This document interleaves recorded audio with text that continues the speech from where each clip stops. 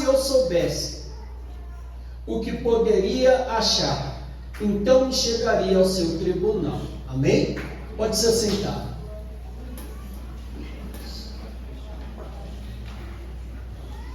Todos nós já ouvimos falar acerca de Jó. Muitos já pregaram essa mensagem. E o que me chama a atenção é que Satanás ele vem questionar o caráter de Deus nesse contexto. Ele não vai questionar Jó, ele vai questionar Deus. O que me chama a atenção é que estava tendo uma festa no céu.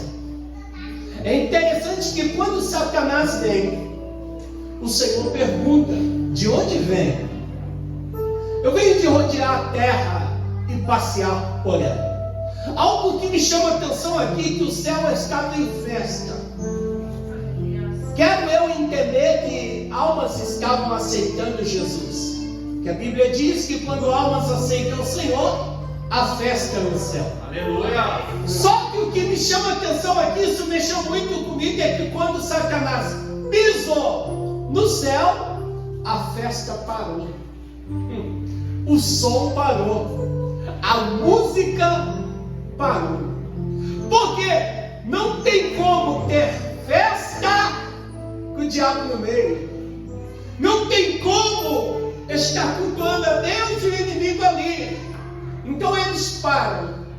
E por que o diabo vai ao céu? Não é um direito moral. Se você pegar a lei do nosso país, existem leis que, se você vê pela ótica moral, você fala: não tem como. A pessoa mata o próprio pai e, chegando no dia dos pais, ela recebe um benefício do dia dos pais, sendo que cometeu uma tragédia com seu próprio pai. É um direito legal, não é um direito moral. E quem deu esse direito legal a Satanás? Adão e Eva. Quando ambos pecam, dá esse direito legal. E quando ele fala para Deus: eu venho de rodear, de passear por ela, o diabo está afirmando assim: eu estou passeando e estou vendo que o meu reino está tudo sob controle e não tem ninguém para se opor a mim. Olha que interessante, a mesma coisa que Davi fez quando passeou na varanda no tempo de guerra. Ele estava falando: estou passeando e estou vendo que não tem ninguém para se opor a mim. Aí Deus simplesmente fala assim: você viu Jó? Conhece Jó? Sabe quem é Jó? Era Deus falando: tem sim alguém que vai se opor. Sempre há um remanescente. Sempre há um que vai renunciar aos prazeres e pecados manchados do mundo, enquanto pessoas estão querendo viver festa. Escuta o que eu vou dizer: o mundo ele está em festa. O mundo vive festa todo dia. E pergunta para uma pessoa que está em festa se ela está triste. Ela vai falar que está alegre. Mas a igreja está como, pastor? A igreja está em guerra. Só que a festa do mundo vai acabar em guerra, mas a guerra da igreja vai acabar em festa. A guerra da igreja foi falada aqui desde o começo do culto. Estamos aguardando a vinda do Senhor. Quando pior fica as coisas, por mais difícil que esteja, estamos aqui cantando: Maranata, Maranata, Maranata. Ora vem, Senhor Jesus. Ora vem, Senhor Jesus. Nós estamos em guerra, mas a guerra da igreja vai acabar em festa. Vai ser difícil, vai doer, vai sofrer, vai ter angústia, vai ter opressão, mas no último dia o Senhor enxugará dos seus olhos toda a tua lágrima, e lá não haverá mais choro, nem pranto, nem morte, nem dor. Por quê? As coisas velhas já passaram e tudo se fez novo. Vai valer a pena. Jesus falou: aquele que perseverar até o fim vai ser dado uma coroa de justiça. Vai carregando a sua cruz, vai carregando a sua cruz, vai carregando essa cruz. Vai valer a pena.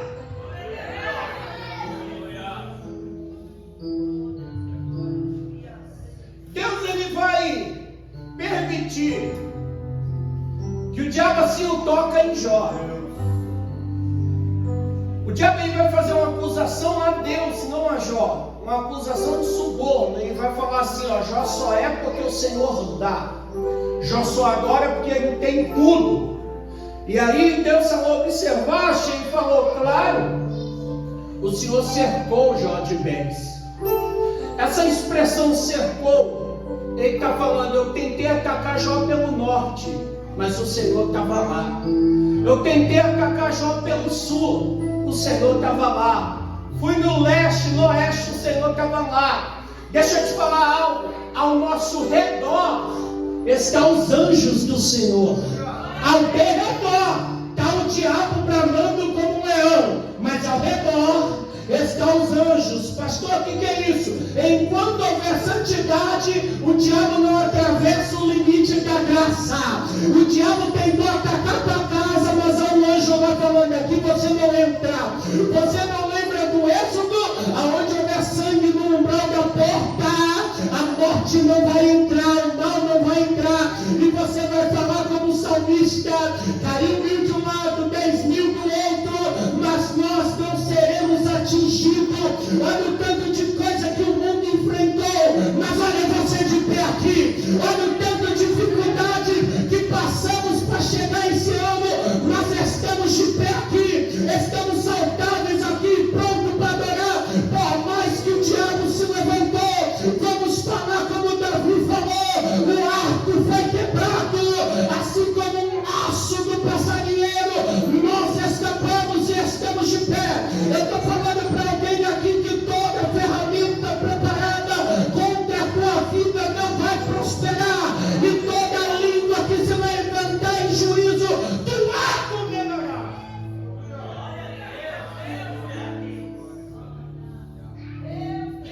Satanás ele vem, e quando ele vem, ele começa a destruir tudo. O que me chama a atenção é que o inimigo ele tem uma estratégia. Toda vez que ia anunciar uma perda na vida de Jó, o diabo usa uma escala. Qual é a escala? Ele vai falar, morreu os seus bois, só eu escapei para te trazer nova. Morreu as ovelhas, só eu escapei para trazer as novas. Morreu os camelos, só eu escapei para trazer as novas. Morreu os filhos. Por que o diabo não chegou e falou assim, ó, morreu seus filhos? Porque se falasse para Jó que perdeu o filho, todo bem material de perda era insignificante.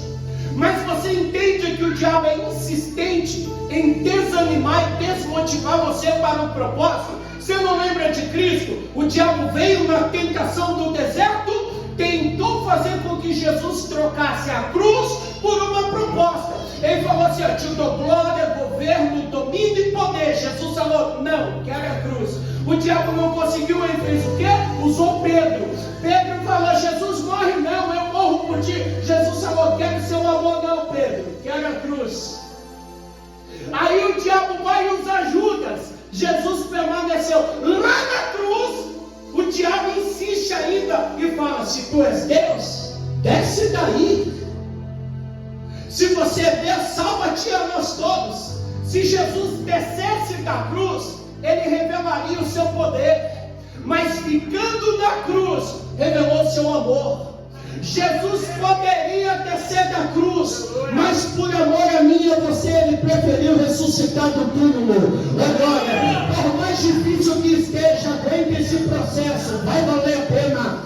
Aguenta. Paulo falou, aguenta a ardente prova que vem sobre vós, como se isso fosse coisa estranha. E ele diz mais, o sofrimento do tempo presente não pode ser comparado com a glória que há de ser revelado em nós. O que o olho não viu, o ouvido não ouviu, e nem chegou ao coração do homem, é o que Deus tem preparado.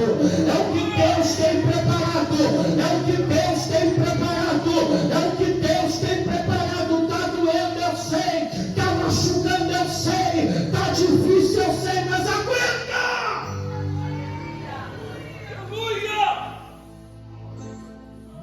aqui, ele está em silêncio. E Deus ficar em silêncio é ausência de intervenção. Mas olha que interessante, às vezes, quando Deus se cala, algumas vozes vão aparecer, e não são a voz de Deus. A primeira voz é o diabo acusando, a primeira voz é o inimigo destruindo, a primeira voz é o inimigo falando: vamos ver agora onde está a tua fé, vamos ver até onde ele vai flutuar, vamos ver até onde ele vai ser fiel, vamos ver até onde ela vai aguentar, vamos ver agora onde está a fé dela, vamos ver agora onde está a fé dele. Às vezes passamos por algum momento em nossa vida que não vamos entender. Não tem explicação. Você vai chorar, você vai gritar, você vai ficar nervoso, você vai ficar nervosa, e Deus não vai falar.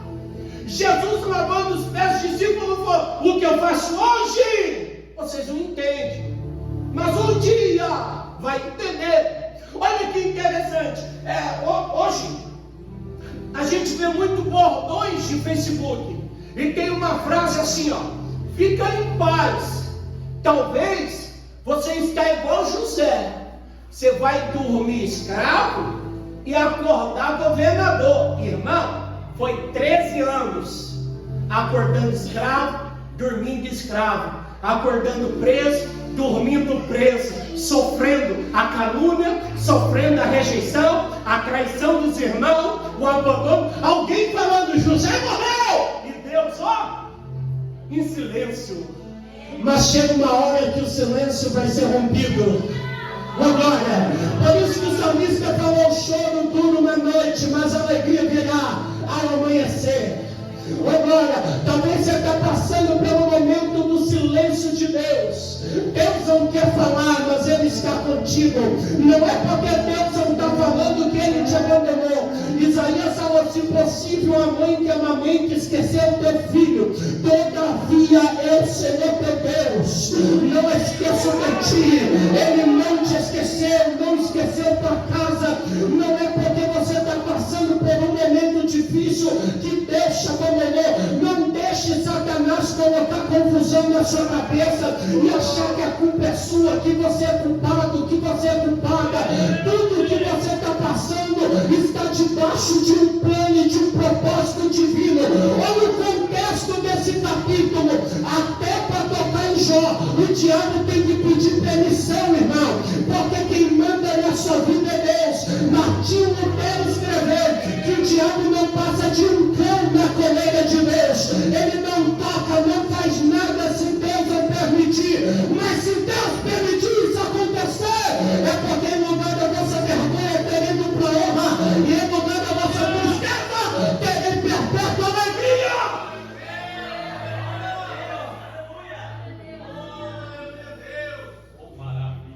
Agora, Jó, isso aqui é interessante.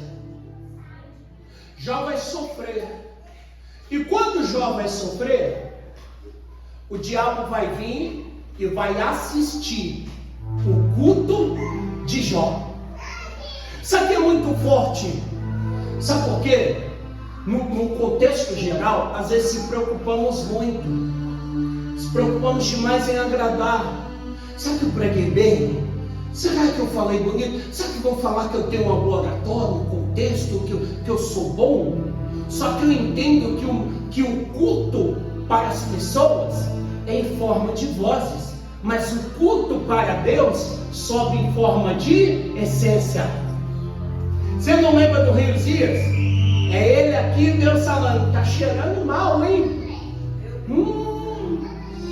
Que adoração é essa? Aqui embaixo alguém está aplaudindo e falando: é top, hein? Esse cara é bom, hein? Mas lá no céu o Pai está falando: que adoração estranha é essa?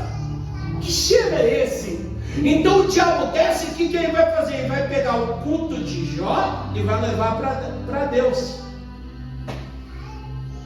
Isso aqui é muito forte. Ele está falando: Jó vai murmurar, Jó vai abandonar, Jó vai desistir, Jó não vai aguentar. Eu busquei na Bíblia algumas coisas que o diabo tem. E às vezes nós achamos que o diabo não tem, mas ele tem algumas coisas, e a Bíblia relata isso. Eu escrevi para os irmãos. A primeira coisa que o diabo tem é a habilidade de organização. 1 Timóteo capítulo 4, verso 1. Segunda coisa que o diabo tem, ele possui falsa trindade: Satanás, o anticristo e o falso profeta. Apocalipse 3, 2. Apocalipse 2, 9. O diabo possui sinagogas. 1 Timóteo 4, versículo 1. O diabo possui doutrinas. Lucas 4, verso 6. O diabo possui reinos. Apocalipse 2, 6. O diabo tem anjos. Apocalipse 7, do 21 ao 23.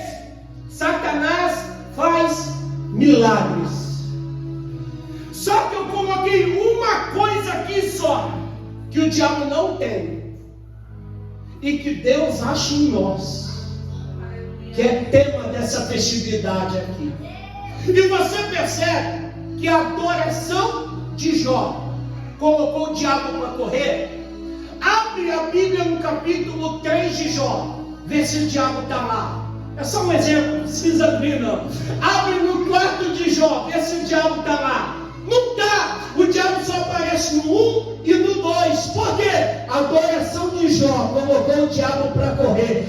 Do capítulo 2 para lá, é só Jó e o silêncio de Deus. No pior momento de Jó, Jó não viu pecado, não viu culpa, ele viu Deus. Se você conseguir ver Deus no pior momento da sua vida, você vai ver Ele em todos os outros momentos. Quando Jó perdeu tudo, quando Jó estava machucado, ferido, a Bíblia diz que Jó não conseguia dormir. A Bíblia diz que Jó tinha mau hálito. A Bíblia diz que Jó tinha ferida no pé até a cabeça. A Bíblia diz que Jó fedia, cheirava mal. A Bíblia diz que Jó tinha tumores. A Bíblia diz que Jó agora está raspando com um caco de telha. Mas mesmo assim ele dobrou teu joelho, ergueu tua voz, abriu tua mão e começou a cantar: Deus, Deus, tomou, bendito seja o nome do Senhor. O diabo está olhando para Jó e Jó está falando, porque há esperança para a árvore, mesmo que for cortada. Eu não sei qual é a tua prova, qual é a sua luta, qual é teu momento, mas não para de adorar, não para de adorar, não para de adorar, não para de adorar. A tua promessa é maior que esse momento. Aguenta! Só quem pode adorar Ele, só quem pode glorificar Ele. Enquanto você adora, sua adoração põe o diabo para correr. Eu profetizo que a depressão não vai entrar na sua casa. Eu profetizo que você não vai precisar ficar passando em sala de psicólogo, psiquiatra, porque o sangue do Cordeiro te encherá aqui essa noite de hoje. A babadora do sul de Candareia, ao renovo de Deus aqui, ao renovo de Deus aqui, ao renovo do Pai aqui. E quem crê nessa palavra, agora Ele vai, agora Ele que é digno de honra, de glória, de louvor.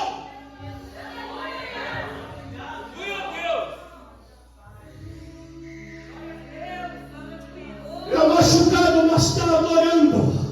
Está ferido, mas está adorando. Está doendo, mas está adorando. Estão te acusando, mas está adorando. Estão zombando de ti, mas está adorando. A luta não pode te calar. A fofoca não pode te calar. Cara feia não pode te calar. Opressão não pode te calar. Calúnia não vai. Angústia não vai. Contenda não vai calar. Aquele que é um verdadeiro adorador. O apóstolo Paulo falou para Timóteo: pregue em tempo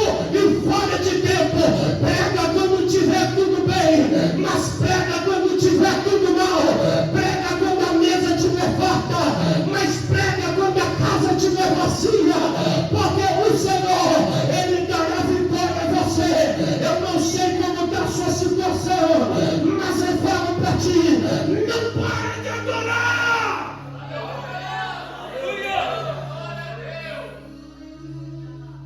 Olha, eu não tenho tempo e não vou conseguir contar o meu testemunho. Mas eu fiquei mais de 15 anos no mundo das drogas. E minha mãe é missionária, hoje é a nossa pastora, uns 40 anos. Minha mãe prega no presídio, faz visita pastoral mais de 15 anos. E minha mãe pregava e eu nas drogas. Minha mãe pregava e eu perdido. E algumas pessoas chegavam para minha mãe e falavam: cadê seu filho? Como está teu filho? E eu aprendi na vida que tem pessoa que pergunta da sua dor, não é porque te ama, é só para ver você chorar, é só para cutucar a ferida que já estava prestes a cicatrizar. Por isso que Sunamita olhou para Geazi e falou: vai tudo bem. Por quê? Se não pode resolver o meu problema, também não precisa saber o que eu estou passando. Senão vira fofoca, viu? Porque tem pessoa que chega lá, né, pastor? Conta! Aí você conta e daqui a pouco está todo mundo sabendo. Esse negócio assim, eu vou te falar e não conta para ninguém, todo mundo sabe da nossa vida. Por isso que a Bíblia diz: quando for orar, fecha a porta do seu quarto, desabafa para ele. Eu cheguei a um estágio da minha vida em que eu perdi a esposa, trabalhava numa multinacional, minha filha tinha acabado de nascer, perdi o emprego. Devido ao nível que eu estava, eu cheguei a pesar 46 quilos. Minha esposa foi embora de casa. O diabo que estava em minha vida fez eu vender tudo minha casa. Fiquei dentro de uma casa sem nada. E uma madrugada, carnaval de 2010, eu tentei tirar minha vida, queimado, enforcado, esfaqueado. Só que essa madrugada foi a primeira vez que eu ouvi a voz de Deus. Porque enquanto eu tentava tirar minha vida, eu escutava um monte de mulheres falando assim: Deus, visita o Rodrigo. Deus, entra lá na vida do Rodrigo. E enquanto eu estava com uma corda no pescoço, algo no meu corpo e uma faca na mão, eu vi uma voz que entrou dentro daquele quarto sujo e sombrio e falou: Rodrigo, sai daí! Quando eu saí daquela casa, desci para Mogi Bertioga, o irmão da minha esposa, que é pastor, parou o carro, pegou eu, levou eu para morar na casa dele. Minha esposa me perdoou. Deus restituiu meu casamento. 3 meses depois, minha mãe foi fazer uma visita e eu contei como o diabo tentou me matar e como Deus me livrou. Ela falou: filho, era carnaval, seu pai trabalha à noite, seus irmãos estavam no retiro da igreja e eu, como mãe, estava de joelho dobrado, com a tua foto recém-nascido na mão, e eu só conseguia falar: Deus, salve o Rodrigo, Deus, salve o Rodrigo. Eu estou aqui para falar para você que a oração do justo, ela pode muito ter seus efeitos. Eu não sei o que você está passando, mas a tua adoração vai determinar a tua vitória. A tua adoração vai colocar o diabo para correr da glória de Deus. Mais de 10 anos eu sou pastor, viajei o país, fui para fora, fui para o presídio pregar a palavra.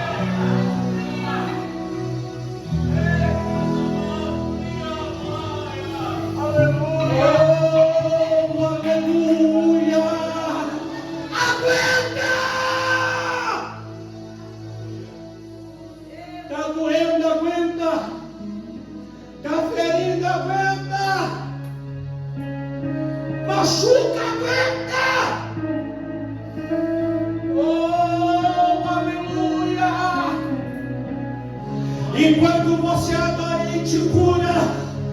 Por fora já estava machucado, mas por dentro Ele estava gritando: eu sei que meu Redentor, Ele vive. Eu sei que meu Redentor, Ele vive. Eu sei que meu Redentor, Ele vive. Eu adoro a Deus com a porta aberta, mas adoro a Deus com a porta fechada.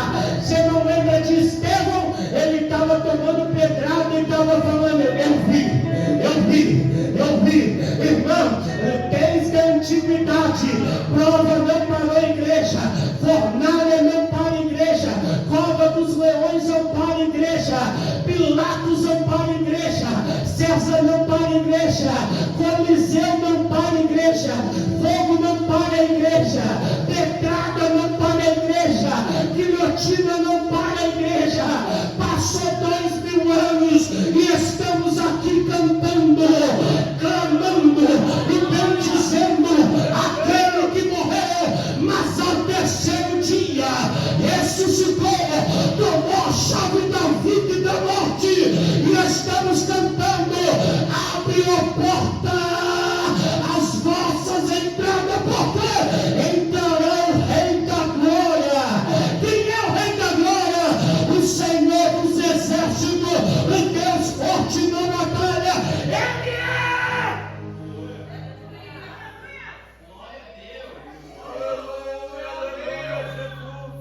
A vida cristã é como o Salmo 23. Como começa os Salmos? O Senhor é meu pastor e nada me faltará. O Salmo 23 começa muito bom: guia mansamente pelas águas tranquilas, pasto verdejante. Sabemos que ovelha é um animal irracional, se assusta com qualquer coisa, por isso que a água tinha que ser tranquila. Só que o meio dos Salmos aperta: ainda que eu andasse pelo vale da sombra e da morte, não temerei mal algum. Só que os Salmos começam bem, e todos nós sabemos como começamos a vida cristã. Você pode ter só água, você vem cultuar com um sorriso. É o primeiro a chegar, o último a sair. Você pode ter perdido, as coisas podem estar dando tudo errado. Você está tranquilo, em paz, porque você está pegado em Deus. Mas o meio aperta, mas o final acaba em festa. Você pode profetizar para alguém que está do seu lado. Você fala: o começo talvez foi bom, o meio apertou, mas o final, pastores, vai acabar em festa. O final, igreja, vai acabar em festa. Eu estou falando para você que tudo isso que você está passando, prepara um culto de ação de graça, tá bom? Me convida, tá? Prepara bastante salgado, uma Coca-Cola gelada, porque vai acabar em festa. Tudo que você está passando, Ele está falando que não vai deixar você desamparado, desamparada. Agora, Ele está falando que vai dar vitória. Malaquias escreveu: e outra vez vereis a diferença em quem serve a Deus e quem não serve a Deus. Os amigos de Jó aparecem e começam a acusar. Primeiro choram, depois que achar pecado. Porque pessoas que é assim: a tua prova é pecado, e o pecado deles é processo. Porque pessoa que vê diabo na vida de todo mundo, só não vê na língua dela. Com todo respeito, João capítulo 9, eu encerro aqui.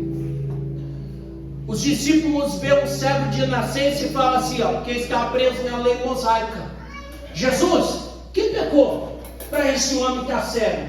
Jesus falou assim, ó: nem ele pecou, nem seus pais. Quem disse que passar prova é sinônimo de pecado? Jesus falou assim, ó: não tem nada a ver com pecado. Aconteceu isso para que se manifestasse nele. Aleluia! Alguém já entendeu? Tudo que você está passando é para que venha a ser manifestado em ti. As obras. Aguenta! Enxuga as lágrimas, erga a tua cabeça. Você não é um derrotado, você não é uma derrotada, você não é um coitadinho, não é uma coitadinha. Você é filho do Rei dos Reis. Você é filha do Rei dos Reis.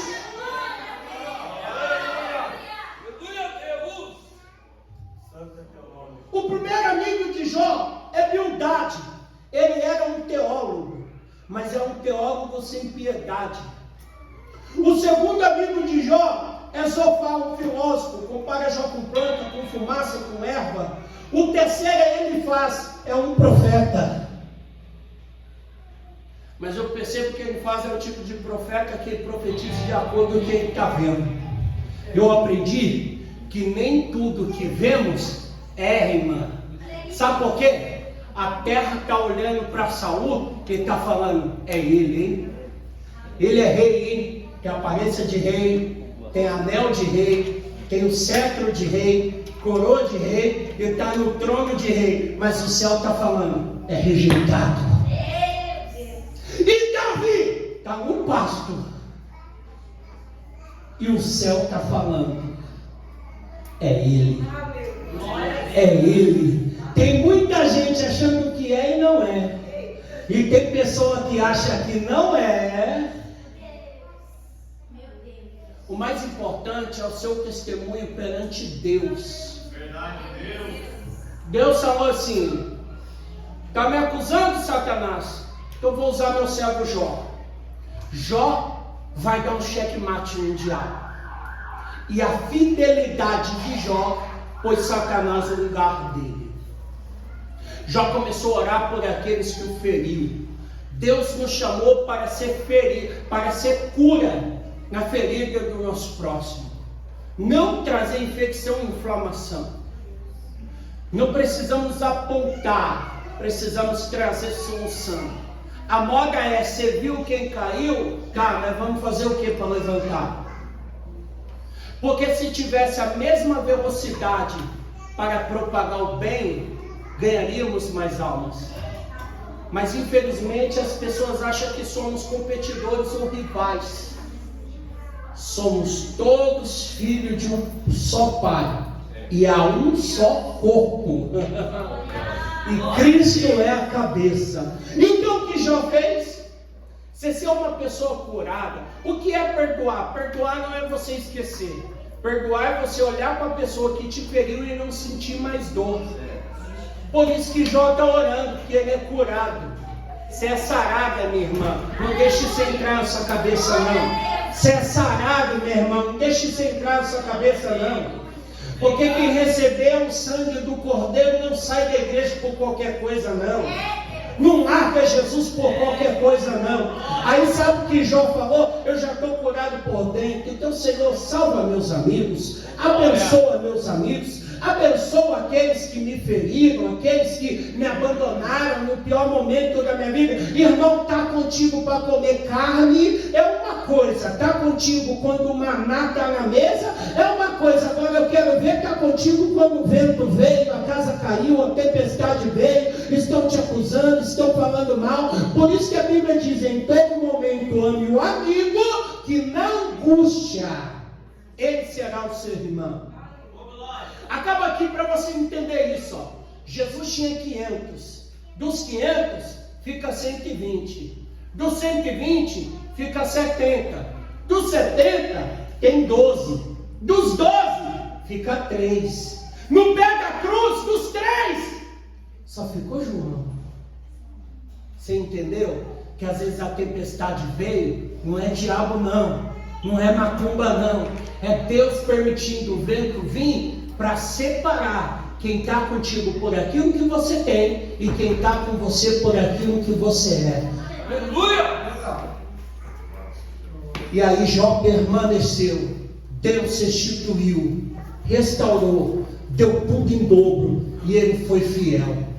E preste atenção que tudo que Jó passou, em nenhum momento ele blasfemou, ele questionou. No capítulo 38, Deus rompe o silêncio e começa a conversar com Jó. Jó, onde você estava quando eu criei tudo do nada? Ele fala, se tem inteligência, me responde aí. Deus rompe o silêncio e começa a conversar com Jó. E mudou a história de Jó. Jó permaneceu fiel. Então permaneça fiel. Em nome de Jesus, amém? Agradeço.